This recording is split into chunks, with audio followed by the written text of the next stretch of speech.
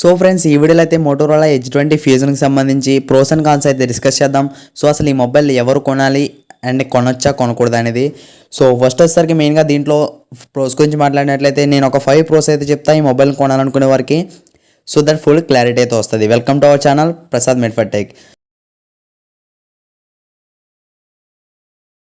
So first వచ్చేసరికి మెయిన్గా దీంట్లో డిస్ప్లే ఇది మీకు 6.7 inches full HD plus OLED ప్యానల్తో వస్తుంది. 90 Hz రిఫ్రెష్ అండ్ అలాగే HDR10+ సర్టిఫికేషన్తో వస్తుంది. 1080p/2400 పిక్సెల్స్తో వస్తుంది. సో ఇక్కడ డిస్ప్లే పరంగా చూసుకుంటే చాలా మంచి ఆప్షన్ అయితే అవుతుంది ఈ ప్రైస్ రేంజ్లో OLED panel. So this is number 1 pro. And next వచ్చేసరికి దీంట్లో సెకండ్ వచ్చేసరికి కెమెరా సెటప్. ఇది back side 108 megapixel triple camera సెటప్తో వస్తుంది. 108 మెగాపిక్సెల్ ప్రైమరీ సెన్సార్, ఇది f1.9 aperture. 8 megapixel ultra wide angle lens, ఇది f2.2 aperture. Ultra 180 degrees field of వ్యూతో వస్తుంది. 180 degrees ఫీల్డ్ ఆఫ్ వ్యూతో వస్తుంది. అండ్ 2 మెగాపిక్సెల్ డెప్త్ సెన్సర్ అయితే ఉంటుంది. ఇది f2.4 అపేచర్తో వస్తుంది. సో మీరు back side camera setup use చేసి మ్యాక్సిమం 4K వీడియో 30 frames/second వరకు రికార్డ్ అయితే చేయొచ్చు. అండ్ ఫ్రంట్ సైడ్ విషయానికి వస్తే 32 మెగాపిక్సెల్ ఫ్రంట్ ఫేసింగ్ కెమెరా ఉంటుంది f2.3 అపేచర్తో. So back side front side camera use చేసి మ్యాక్సిమం 1080p 30 fps వీడియో అయితే రికార్డ్ అయితే చేయొచ్చు. సో ఇక్కడ కెమెరా సెటప్ పరంగా మీకు ఈ ప్రైస్ సెగ్మెంట్లో back side 108 megapixel triple camera setup and అలాగే ఫ్రంట్ 32 మెగాపిక్సెల్ కెమెరా. సో చాలా మంచి ఆప్షన్ అయితే అవుతుంది అండ్ క్వాలిటీ అవుట్పుట్ని కూడా ప్రజెంట్ అయితే చేస్తుంది. So this is number 2 pro. Next వచ్చేసరికి దీంట్లో ఇది యూజర్ ఇంటర్ఫేస్. బేసిక్గా దీంట్లో ఆపరేటింగ్ సిస్టమ్ అనేది Android 11 out of the box అయితే వస్తుంది. దీంట్లో కస్టమ్ UI అనేది నియర్ స్టాక్ ఆండ్రాయిడ్ ఎక్స్పీరియన్స్ అయితే ఉంటుంది. సో ఇక్కడ మోటరోలా అన్ని డివైజెస్లో కూడా ఇది ఒక కస్టమ్ UI యూజర్ ఇంటర్ఫేస్ అనేది చాలా మంచి ఆప్షన్ మోటరోలాకి. సో ఇక్కడ నెంబర్ 3 ప్రో వచ్చేసరికి ఇది ఈ మొబైల్లో కూడా ఇది ఒక చాలా మంచి ఆప్షన్ అయితే అవుతుంది మొబైల్ కొనేవారికి. అండ్ నెంబర్ 4 వచ్చేసరికి దీంట్లో 5000 mAh battery with 30 watt fast charging సపోర్ట్తో వస్తుంది.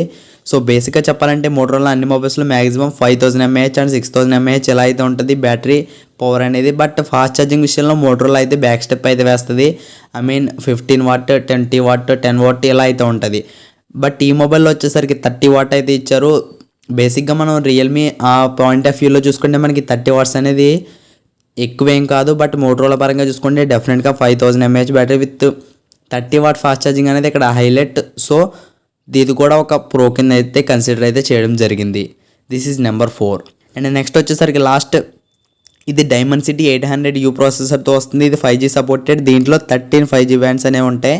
ఇది 7 nm మీద బిల్డ్ అయినటువంటి ప్రాసెసర్ అండ్ అలాగే దీని ప్రైమరీ క్లాక్ స్పీడ్ అనేది 2.4 GHz అయితే ఉంటుంది. సో ఈ ప్రాసెసర్ ఈ ప్రైస్ సెగ్మెంట్లో వర్తా అని చాలామందికి క్వశ్చన్ మార్క్ అయితే ఉంటుంది. డెఫినెట్గా వర్తే. సో నేను ఈ ప్రైస్ కేటగిరీలో ఈ ప్రాసెసర్ అనేది వర్త్ అని చెప్పట్లా. ఈ స్పెసిఫికేషన్స్ అన్ని పరంగా కంపేర్ చేసినట్లయితే డెఫినెట్గా వర్తే. ఎందుకంటే దీంట్లో OLED ప్యానల్ కానివచ్చు, 108 megapixel triple camera setup, 5000 mAh battery. So ఈ థింగ్స్ అన్ని మనం దృష్టిలో పెట్టుకున్నట్లయితే డెఫినెట్గా ఈ ప్రాసెసర్ అనేది ఈ ప్రైస్ సెగ్మెంట్లో valuable processor. So this is number 5. దీన్ని లాస్ట్ పెట్టడం కూడా ఇదే రీజన్.